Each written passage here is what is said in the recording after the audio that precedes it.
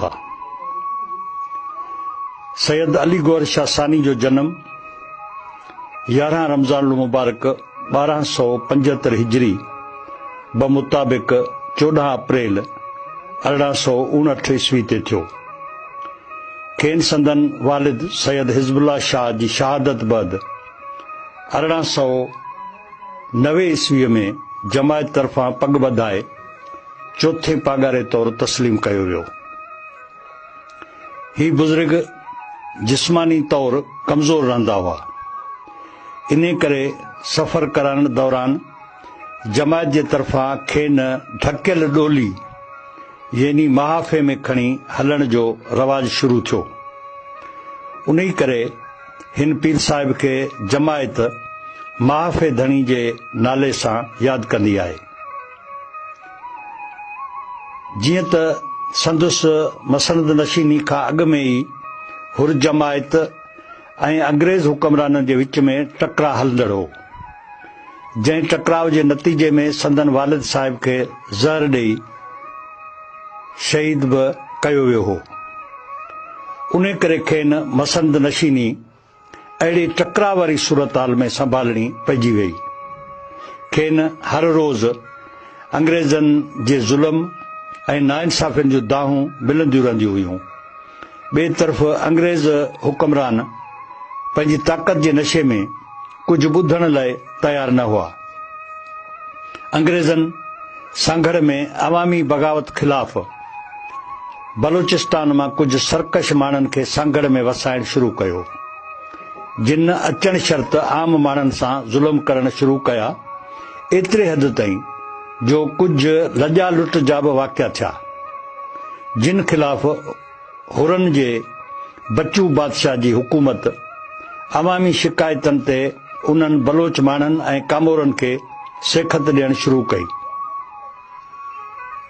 अहिड़ी रीति 1893 ईस्वीअ खां 1896 ताईं हुरन जे गोरिल्ला जथनि, अंग्रेज़ ऑफिसरनि ऐं संदुनि हामियुनि ते हमला तेज़ करे छॾिया, जंहिं ते अंग्रेज़ सरकार जूं अहिड़े रद्द अमल खे ॾिसंदे वायूं बताल थी वियूं।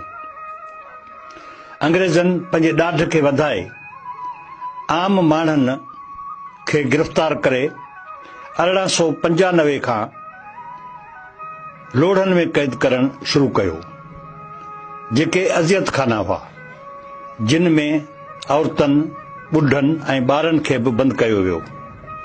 अहिड़ी सूरत हाल में आम माण्हू उन छिकताण जी तेज़ी खां तंग थी पीर साहिब वटि आज़ार टारण लाइ अचण लॻा ऐं खेसि दाहूं ॾियण लॻा।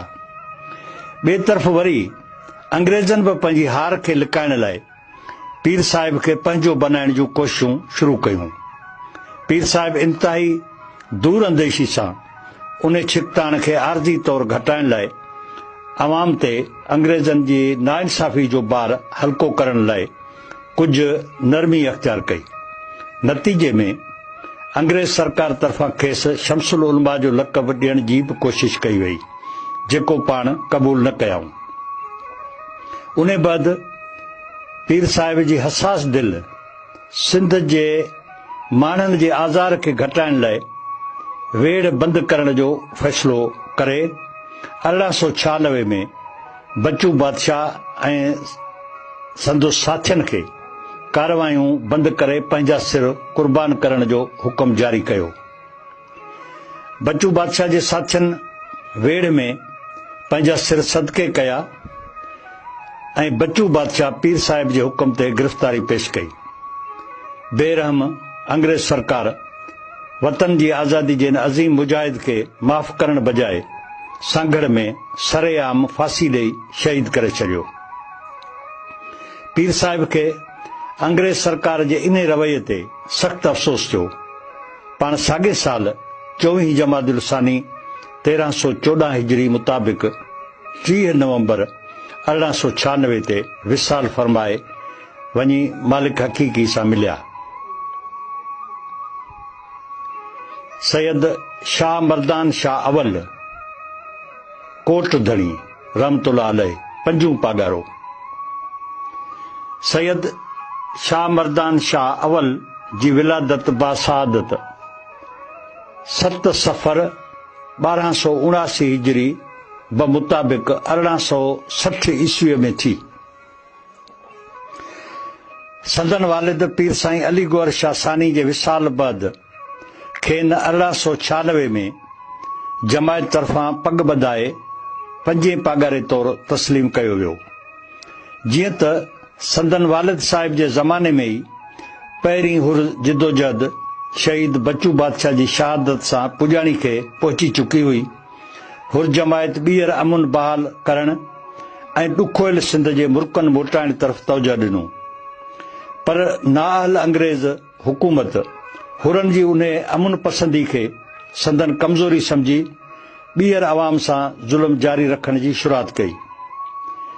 पीर साहिब आम माण्हुनि ऐं जमायत जी ख़बरचार वठण लाइ जॾहिं 1898 ईस्वीअ में सफ़र ते निकितो त संदसि उन दौरे ते बि पाबंदी हणंदे थरपारकर जे कलेक्टर खेनि हिकु हुकुमनामे ज़रिए 24 कलाकनि अंदरि पंहिंजी हदनि मां निकिरी वञण जो हुकुम जारी कयो।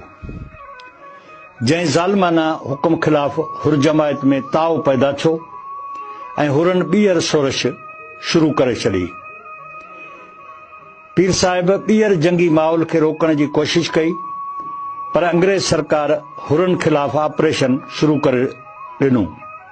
वॾे पैमाने ते गिरफ़्तारियूं शुरू कयूं वियूं। अंग्रेज़ सरकार हुर जमायत जे माण्हुनि खे लोढ़नि में बंदि करण जो अमल बि जारी रखियो।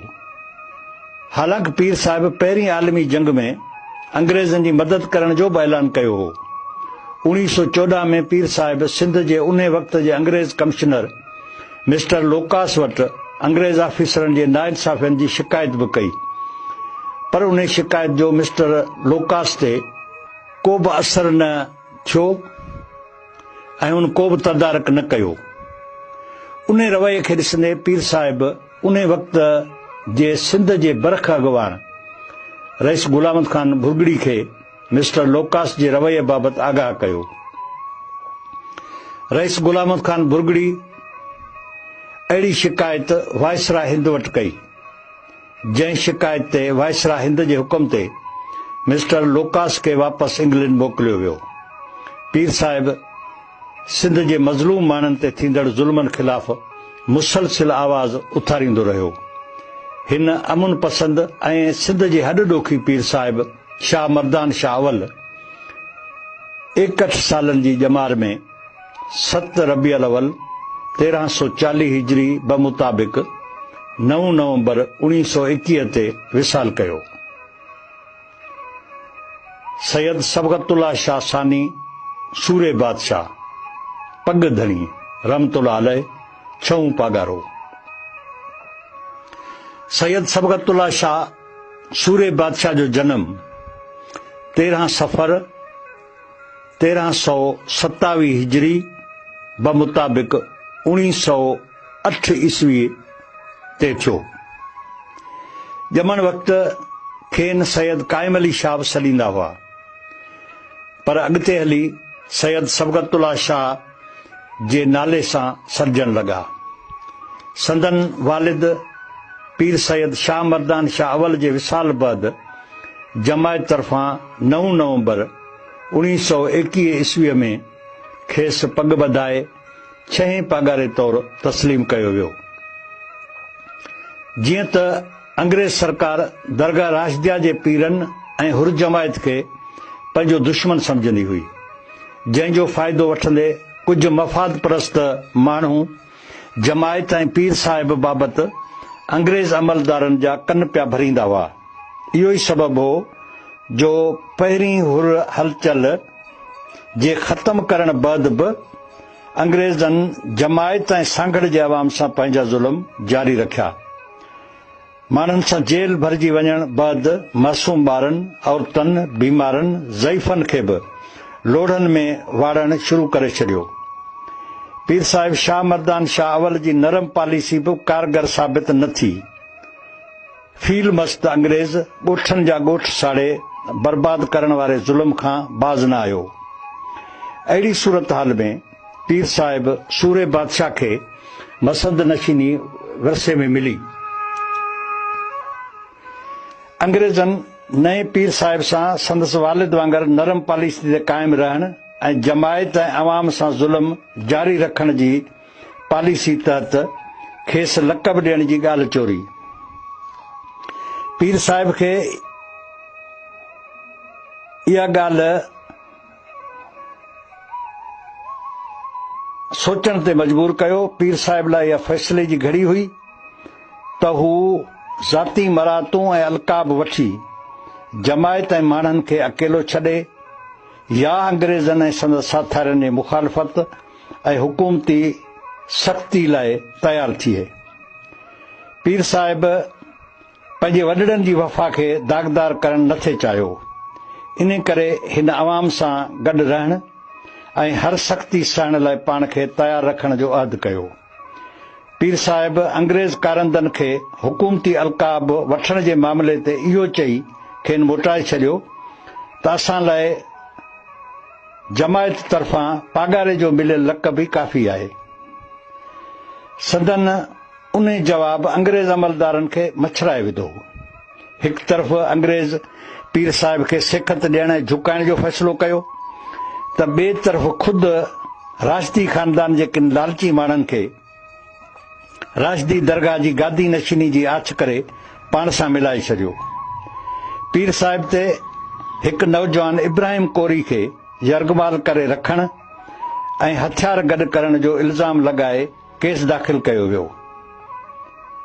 पीर साहिब जे वकील मोहम्मद अली जन्हा खे बि हिरासान करे खेसि मजबूर कयो त हू पीर साहिब जो केस न विढ़े ऐं वरतल फी वापसि करे छॾे। मोहम्मद अली जन्हा हिकु सुनवाई ते अची वकालतनामो दाख़िल करे अॻिते केस विढ़ण ऐं वकील थियण खां इनकार करे छॾियो। आख़िरकार 28 अगस्त 1930 ते उन जुड़तू केस में पीर साहिब खे ॾोहारी ॼाणाए 8 सालनि जे क़ैद बामशक़त जी सज़ा ॾेई खेनि रत्नागिरी जेल में मोकिले छॾियो। जेल में मथसि आम कैदियनि जहिड़ो सलूक कयो वियो। खेसि रत्नागिरी खां सवाइ मदनापुर, राजशाही ऐं अलीपुर जे जेलनि में पुण रखियो वियो। 1936 में क़ैद मां आज़ाद थियण बैदि पीर साहिब हालतनि जो जाइज़ो वरितो। 1937 खां हुर जमायत खे मुनज़िम करणु शुरू कयो। उन वक़्त जे गवर्नर मिस्टर लेंसलेट ग्राम पीर साहिब सां मुलाक़ात कई, जंहिं ते पीर साहिब जे मुखालिफ़नि मिस्टर लेंसलेट ग्राम जा कन भरणु शुरू कया। पर लेंसलेट ग्राम जीअं त हिकु संजीदा ऐं दूरंदेश माण्हू हो, जंहिं पीर साहिब जे मुखालिफ़नि खे ॿुधो अणॿुधो करे छॾियो। तारीख़ 31 मार्च 1941 ते गवर्नर लेंसलेट ग्राम बदिली थी वियो। संदसि जाइ ते मिस्टर ह्यूज ड्राउ सिंध जो नओं गवर्नर थी आयो, जेको हिकु नाअक़बत अंदेश परमतड़ियो ऐं ज़ालिम तबियत जो माण्हू हो। हिन अचण शर्त सूरे बादशाह ऐं जमायत ते सख़्तियूं करणु शुरू करे छॾियूं। नतीजे में पीर साहिब गड़ंग बंगले सांगड़ खे ॿीं हुर जिदोजहद जो मर्कज़ बनाए अंग्रेज़नि खां सिंध खे निजात ॾियण लाइ जमायत जे माण्हुनि सां राब्ता तेज़ करे छॾिया। सूरे बादशाह इहो फ़ैसिलो अंग्रेज़नि जे संदन नाजाइज़ कब्ज़े ऐं सिंध ते हुक्मरानी दौरान सिंध जे अवाम ते बेजा ज़ुल्मनि ख़िलाफ़ रद्द अमल में कयो। आम तौर इहो चयो वेंदो आहे त जीअं त उन ज़माने में बरे सग़ीर में अंग्रेज़नि जे ख़िलाफ़ जिदोजहदूं हलंदड़ हुयूं, जिन खां मुतासिर थी सूरे बादशाह वतन या कफ़न जो नारो हणी गोरिला जंग शुरू कई। इन सिलसिले में पीर साहिब जी सुभाष चंद्र बोस सां बि मुलाक़ात थी हुई। हिटलर जी नाज़ी पार्टी सां बि पीर साहिब जा ताल्लुकात हुआ। अहिड़ी रिपोर्ट अंग्रेज़ जासूस मिस्टर फिल्प जे रिपोर्टनि में बि ॼाणायल आहे। लिम्ब्रक बि हुर जिदोजहद बाबति पंहिंजे किताब द टेररिस्ट में पीर साहिब ऐं हुरनि जे जंगी जुनून जी ॻाल्हि कई आहे। इन ॻाल्हि खे जेकॾहिं तहक़ीक़ात जी रोशनी में ॾिसबो त अंग्रेज़नि जे सिंध ते कब्ज़े बैदि पागारा ख़ानदान जे मफ़ाद परस्त माण्हुनि ऐं मौक़े परस्त जागीरदारनि जी चुर्च ते अंग्रेज़नि वरी वेढ़ायो ऐं हुकूमत करियो जी पॉलिसी ते अमल कंदे मुसलसिल वतन दोस्त ऐं अवाम सां मोहबत कंदड़ पागारा ख़ानदान सां ऐं संदन जमायत सां नाइंसाफ़ियूं कंदी आई, जंहिंजा मुख़्तसिर तफ़सील मूं हिन किताब में हर पागारे जे दौर में ॼाणाया आहिनि। असुल में पीर साहिब अंग्रेज़नि जे नाजाइज़ सिंध ते कब्ज़े ऐं हुक्मरानी दौरान मुसलसिल नाइंसाफ़ियुनि जो हल अंग्रेज़नि जे वतन मां निकाली खे ई सम्झो, जेको हिकु जाइज़ रद्द अमल हो।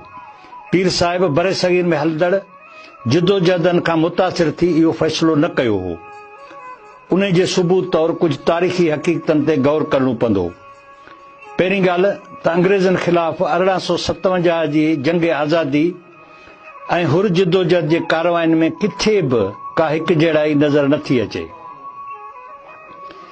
ॿी ॻाल्हि त सुभाष चंद्र बोस जी पीर साहिब सां मुलाक़ात कॾहिं बि न थी हुई। उन जो सबूत इहो आहे त सुभाष चंद्र बोस जॾहिं 1931 ईस्वीअ में ऑल इंडिया कांग्रेस कमेटी जे इजलास में शिरकत करण लाइ आयो हो, उन वक़्तु सूरे बादशाह रत्नागिरी जेल में कैद हो।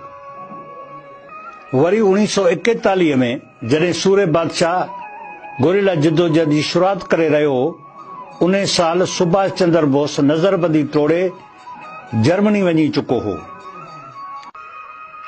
इन करे पीर साहिब जी साणुसि मुलाक़ात करण वारी ॻाल्हि जी किथे बि शाहिदी नथी मिले। साॻे नमूने जर्मनी खां हथियार मिलण वारी ॻाल्हि जी बि किथां शाहिदी नथी मिले। पूरी हुर जिदोजहद में किथे बि जर्मनी जो ठहियल हिकु हथियार बि न मिलियो। न ई गड़ंग बंगले या हवेली मिसमार करण वक़्तु को अहिड़ो जर्मनी जो हथियार हथ आयो। इन करे अहिड़ियूं ॻाल्हियूं या मिस्टर फिलिप जूं रिपोर्टूं कूड़ ते ॿधल आहिनि, जेके हथरादू तौरु घड़े अंग्रेज़नि पाण खे बेॾोही साबित करण जी कोशिश कई हुई। बरे सगीर में हलंदड़ जिदोजहदनि खां मुतासिर थियण बाबति बि का शाहिदी नथी मिले। उन बाबति ॾिसबो त पीर साहिब मौलाना उबैदुल्ला सिंधी जी 1939 ईस्वीअ में क़ाइमु कयल जमुना निर्बदा सिंध सागर पार्टी में शामिल थियण खां बि इनकार कयो हो, जॾहिं त मौलाना उबैदुल्ला सिंधी ऐं सूरे बादशाह जे विच में मोहबत जो रिश्तो क़ाइमु हो। उन मोहबत जे रिश्ते जो सबूत इहो आहे त जॾहिं पीर साहिब सूरे बादशाह हज ते वियो त मौलाना उबैदुल्ला सिंधी साणुसि उते वॾे एतिराम सां मिलियो ऐं सूरे बादशाह जा हथ चुमी खेसि इमाम जो लक़ब ॾिनो हो। साईं जीएम सैद सां सूरे बादशाह जो मोहबत जो रिश्तो हो, पर जॾहिं साईं जीएम सैद खेसि मुस्लिम लीग में शामिल थियण जी आछ कई त सूरे बादशाह साईं जीएम सैद खे टोकींदे मुस्लिम लीग में शामिल थियण खां इनकार कयो हो। सिंध जा बरख कांग्रेसी अॻवान डॉक्टर चोथराम, संस भा श्यामदास, प्रोफेसर घनश्याम, मिस्टर सधवा ऐं सेठ सीतलदास सूरे बादशाह सां गड़ंग बंगले ते हली अची मिलिया ऐं खेसि कांग्रेस में अॻवानी करण जी आछ कई त पीर साहिब खेनि ठुप जवाबु ॾेई छॾियो ऐं इहो चयो त असांजो पंहिंजो तरीक़ेकार आहे, मूंखे कांग्रेस जे तरीक़ेकार सां इख़्तिलाफ़ आहे। मतिलब त किथे बि का हिकु बि अहिड़ी शाहिदी नथी मिले जंहिंसां इन ॻाल्हि खे मञिजे त पीर साहिब बरे सगीर में हलंदड़ जिदोजहदनि खां किथे मुतासिर थियल ॾिसण में आयो हुजे। इन मां इहो साबित थो थिए त चालाक अंग्रेज़नि तरफ़ां इहे सभु कूड़ियूं रिपोर्टूं या कूड़ियूं ॻाल्हियूं तारीख़ में शामिल करे सूरे बादशाह खे जर्मनी या ॿियनि अंग्रेज़ दुश्मन कुवतनि जो एजेंट, हुर गोरीलनि खे जंगी जुनूनी ऐं हुर जिदोजहद खे फुरलुट कंदड़ वहशी धाड़ेलनि जे टोलनि जूं कारवायूं ॼाणे सिंध दुश्मन साबित करण जी कोशिश कई वई हुई। अफ़सोस जी ॻाल्हि इहा बि आहे त असांजा मुहक़िक़ बि अंग्रेज़नि जे लिखियल उन्हनि हिक तरफ़ियुनि हथरादू ॻाल्हियुनि खे सनद बनाए हुर जिदोजहद जे तारीख़ी किरदार खे सिंध दोस्त या वतन दोस्त आज़ादी जी तहरीक साबित न करे सघिया आहिनि। मतिलब त पीर साईं सूरे बादशाह अंग्रेज़नि खे तड़े सिंध तां ॾाढ ऐं ॾहका जे दौर खे ख़तम करण ते चाहियो। बरे सगीर में हलंदड़ कंहिं बि जिदोजहद खां मुतासिर थी मैदान अमल में न लथो हो, न ई हू कंहिं ॿाहिरीं अंग्रेज़ दुश्मन कुवत जो को एजेंट हो। पीर साहिब 1937 खां ई गड़ंग बंगले खे मरकज़ बनाए हुर जमायत खे मुनज़िम करण शुरू कयो, जीअं त कंहिं ॾुखे वक़्त में सिंध खे कम अची सघिजे। गड़ंग बंगले ते गॾु थींदड़ मुरीदनि में इस्लाह पैदा करण लाइ पीर साहिब जमायत ते कुझु पाबंदियूं बि लागू कयूं, जिन में कंहिं बि क़िस्म जो नशो न वापराइण, औरतुनि खे आज जा चूड़ा पाइण ते बंदिश विझण, औरतुनि जे लिबास में पुठी उघाड़ी वारो गज न पाइण, बालिग छोकिरियुनि ऐं बेवा औरतुनि खे घणो वक़्तु बग़ैर शादी जे न विहारण, बरतानवी मिलनि जो ठहियल कपिड़ो न पाइण, हिंदू मुस्लिम एकता क़ाइमु करण, ॻऊं कुहण खां परहेज़ करण शामिल हुयूं। हुरनि उन्हनि पाबंदियुनि ते न सिर्फ़ उन ज़माने में अमल कयो, पर अॼु ताईं हुर जमायत जा माण्हू उन्हनि पाबंदियुनि ते अमल पेरा आहिनि। उन ज़माने में अंग्रेज़नि तरफ़ां सिंध खे घरू वेड़ में धिकण लाइ मस्जिद मंज़लगाह जो वाक़ियो कराए हिंदू मुस्लिम फ़साद बर्पा कया विया हुआ। पीर साहिब हुर जमायत खे हिंदुनि जी जान ऐं माल जी हिफ़ाज़त करण जो हुकुम फरमायो। अंग्रेज़नि पीर साहिब जे पॉलिसियुनि खे पंहिंजे साज़िशनि जे ख़िलाफ़ ॾिसी ऐं मथां वरी पीर पागारा ख़ानदान जे सरकर्दा माण्हुनि जी चुर्च ते पीर साहिब खे कराची में घुराए अणऐलानिया नज़रबंदी जे जबर जो फ़ैसिलो कयो। कराची वञण जे हुकुमनामे खे ॾिसी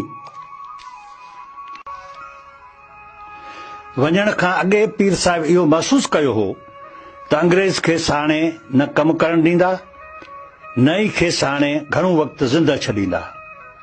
इन करे पंहिंजे हिकु अक़ीदतमंद ऐं भरवसे जहिड़े मुरीद नूरू वसाण खे सिंध मां ॿाहिरि निकिरी कंहिं ॿिए अंग्रेज़ मुख़ालिफ़ मुल्क ॾांहुं निकिरी वञण लाइ सुवारी ऐं सफ़री ज़रूरतनि जे जल्द पूराए जो कमु रखियो ऐं कराची रवानो थी वियो।